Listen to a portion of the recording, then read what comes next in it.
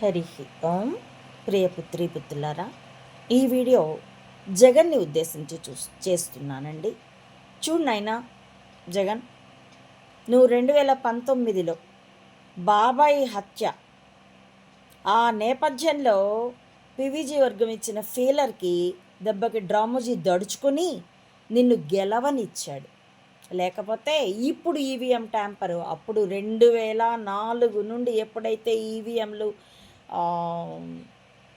ప్రవేశపెట్టబడ్డాయో, నేనైతే 2009 నుండి పరిశీలించాను. 2009లో మేలో 16న ఎన్నికల రిజల్ట్ వస్తే, లేదు 17 వస్తేనో 16 అనుకుంటాను. నేను 18, 19 విదిన్ 1 or 2 days ఇది ట్యాంపరు అంటూ అప్పుడు సంఘటనాత్మక రుజువుల్ని పెట్టాను. వాటిని వీడియోగా మలిచి మొన్న జూన్ 4న రిజల్ట్ వచ్చిన రోజున 2024లో అప్పుడు కూడా వాటిని మళ్ళీ అప్పటి టెక్స్ట్ మ్యాటర్ని నేను వీడియోగా మలిచి కూడా ఇచ్చాను. ఇటీవలదే మెదళ్ళ ఆయుధాలుగా యుద్ధం అన్న ప్లేలిస్ట్, లేదా మానసిక యుద్ధ తంత్రాల ఆట వేట అన్న ప్లేలిస్ట్లోనూ ఆ వీడియోలు మీకు దొరుకుతాయి. వాటి తాలూకు షార్ట్స్ కూడా ఇచ్చాను. కాబట్టి 2019లో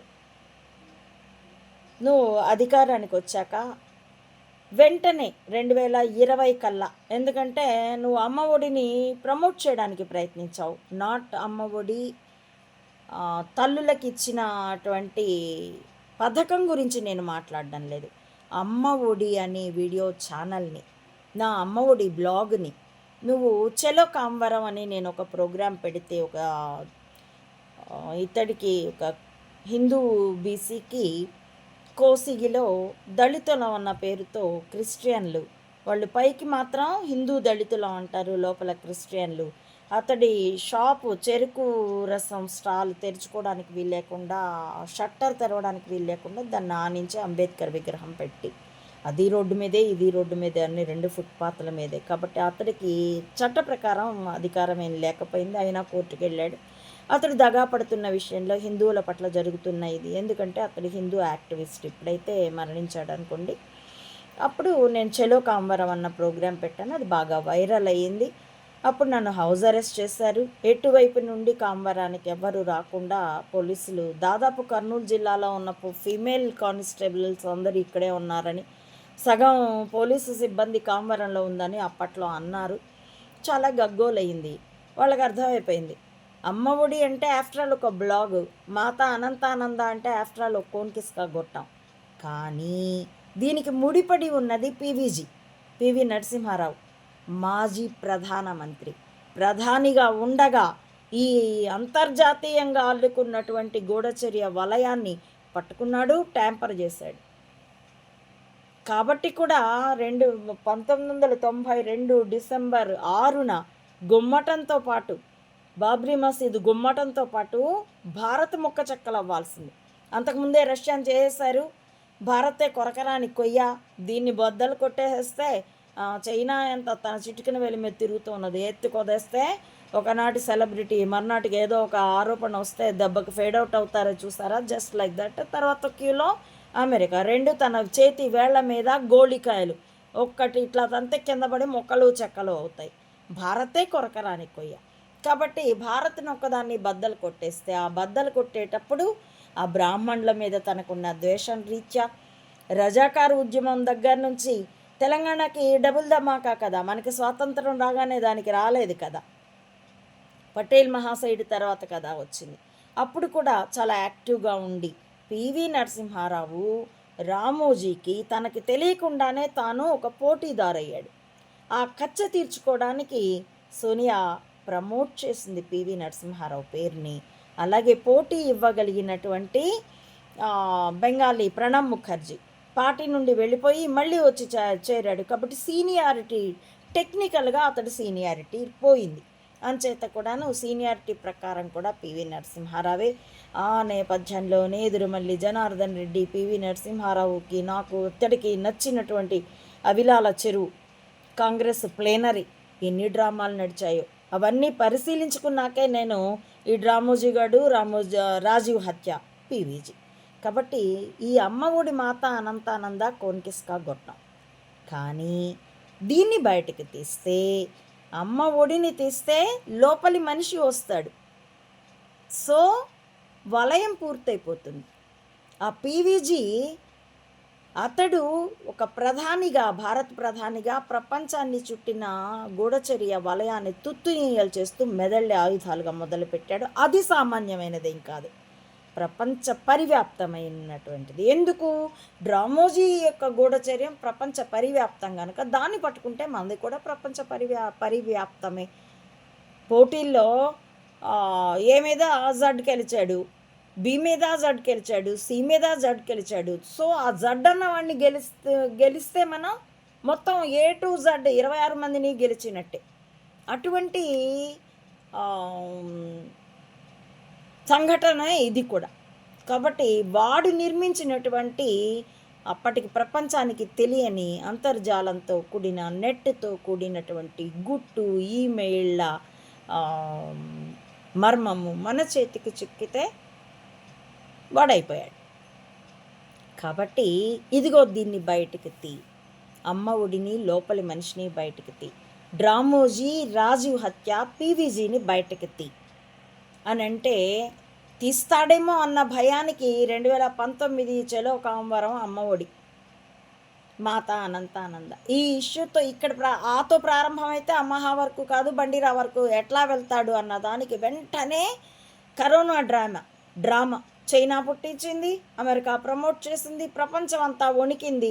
భయానికే చచ్చారు, ఆ క్రిములకే చచ్చారు. అంతర్జాతీయంగా అన్ని దేశాల్లో పిట్టల్లా రాలిపోయారు మనుషులు.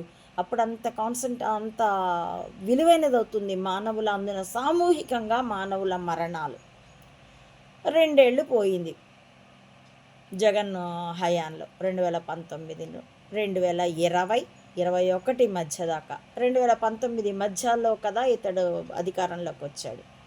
2 ఏళ్ళు పోయింది.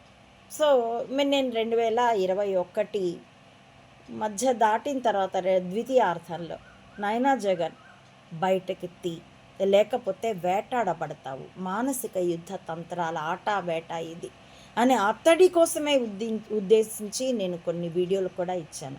కానీ ప్రపంచపు విస్తారత రీత్యా అతడు తన మర్మ భాష నడుపుతుంటే అందులోకి డ్రామోజీ మిమిక్రీ చేస్తాడు. అది గ్రహించలేక అతడు తాత్సారం చేశాడు. అతని ఉద్దేశం ఏంటంటే 2019లో గెలిచింది, 2024 ఈసారి తను చేసిన విద్య, వైద్యం, వ్యవసాయంలో తను చేసినటువంటి మంచి రీత్యా డెఫినెట్గా గెలుస్తాను అన్న దీంతో నా మూలంగా మీ ఇంట్లో మంచి జరిగితేనే నాకు ఓటేయండి లేకపోతే వద్దు అని ఒక్కడే ధీమాగా వెళ్తూ వాళ్ళ మొత్తాన్ని ఎదుర్కొన్నాడు. అతడు ఊహించలేదు ట్యాంపర్ ఎలా అవుతుంది అన్నది. అందుకోసం కూడా నేను ముందే హెచ్చరించాను. అప్పుడే చేసి ఉంటే సత్యం ఎంత బలాన్ని ఇస్తుందో అతడికి తెలిసి ఉండేది. సరే, ఏది జరిగినా ఈశ్వరేచ్ఛ.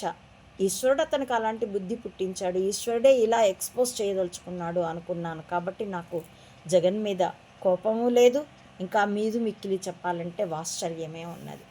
నా కన్న కొడుకులాగే అతడిని నేను అభిమానిస్తాను. అతడిలాగా ఎవ్వరు సమాజానికి హితం చేయాలని ప్రయత్నించినా, కనీసం ఆలోచించినా కూడా వాళ్ళని నేను నా బిడ్డగానే భావిస్తాను. కాబట్టి జగన్నే కాదు, జగన్ తండ్రిని, తాతని అయినా కూడాను నాయనా అనే పిలుస్తాను. నేను మాతృ సమంగానే భావిస్తాను, తల్లిలాగే భావిస్తాను. కాబట్టి నారాయస్ప్లే వంకర కూతలు కూసుకుంటే కూసుకొనియండి. కాబట్టి ఇప్పుడు మళ్ళీ నేను వైఎస్ జగన్కి చెప్తున్నాను, మరోసారి గెలిచే వరకు అని 2029 వరకు వేచి చూడకు. కావాల్సింది ప్రజాబలమే. ఆ బలాన్ని ఇప్పుడు నువ్వు ఎక్కడికి వస్తే అక్కడ కొంత 15,000 మందికి నువ్వు జీతాలు ఇస్తున్నావు కాబట్టి వాళ్ళు వస్తున్నారు అనే మరకలు మసి పూసే దగ్గర ఉన్నారు. ఈ మసి మొత్తానికి, ఈ బూడిద మొత్తానికి కట్టె మీద నల్లగా మసి పడుతుంది. దానికి ఆ నివురు కప్పినటువంటి ఆ నిప్పుని రాజేస్తేనే అగ్ని శిఖలు వస్తాయి. అగ్ని ఎప్పుడు సత్యంతో సమానం. అగ్ని ఏ విధంగా అన్నిటినీ ప్రక్షాళన చేస్తుందో సత్యం కూడా అంతే. కాబట్టి డిక్లేర్, అమ్మ ఒడిని డిక్లేర్ చేయి. ఆ అమ్మ ఒడి మీదే కదా ఇప్పుడు అంత మాటల యుద్ధం నడుస్తుంది. అమ్మ ఒడి తల్లులకు ఇచ్చినటువంటి సహాయం. కాబట్టి అది మర్మ భాషలో నువ్వు అన్వయించుకున్నా నీకు అర్థమవుతుంది. కనుక తల్లులందరికీ మేలవ్వాలంటే అమ్మ ఒడి బ్లాగ్ని నువ్వు బయటకు తీస్తే, మీడియాతో ఎక్స్పోజ్ చేస్తే అమ్మ ఒడి నథింగ్ కావచ్చు, కానీ దానికి కనెక్ట్ అయ్యేది లోపలి మనిషి. కాబట్టి అప్పుడు కనెక్ట్ అయ్యేది పీవీజీ, డ్రామోజీ, రాజీవ్ హత్య దగ్గర నుంచి పాత బస్తీ గొడవల దాకా, మత ఘర్షణల దాకా, ప్రపంచవ్యాప్తంగా ఉగ్రవాద సంస్థల మధ్య ఉండినటువంటి అంతర్గత సర్దుబాట్లు దాకా మొత్తం బయటకు వస్తాయి, ప్రూఫ్లతో సహా వస్తాయి. First you take the step, the doors will be open, you can trace out the path. కాబట్టి ధైర్యపడు, డూ ఇట్. ఈశ్వరుడు, నేనైతే ఈశ్వరుడు అంటాను, నువ్వైతే జీసస్ క్రైస్ట్ అనుకుంటావు. ఆ దైవం సత్యస్వరూపం నిన్ను బలోపేతం చేస్తుంది. ఏమాత్రం భయపడవలసిన అవసరం లేదు. Start the work, that's all. Hari Om. ప్రియపుత్రి పుత్రులారా, నా ఈ వీడియోల కంటెంట్ జగన్కి చెప్పిన ఆ స్థానంలో ప్రతి సామాన్యుడు ఉన్నట్లే. కాబట్టి పరిశీలించి చూసుకోవాల్సిందిగా మీ అందరికీ విజ్ఞాపన చేస్తూ, హరి ఓం. నా ఈ వీడియోల కంటెంట్ మీకు పరిశీలనార్హం అనిపిస్తే please support my channel and spread my videos. Thank you for watching.